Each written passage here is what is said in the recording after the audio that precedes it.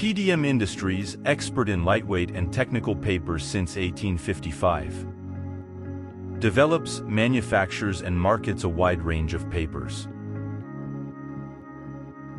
for the construction, filtration, tobacco, and energy industry on a 45,000 square meters covered area in Quimperlé.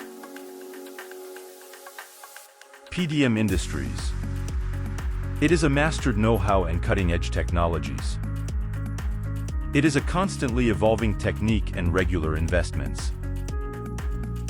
With its research and innovation center, PDM Industries develops highly technical and high value-added materials, helping to make the transition towards safer and more sustainable solutions. PDM Industries, it is more than 160 years of know-how at the service of tomorrow's paper industry.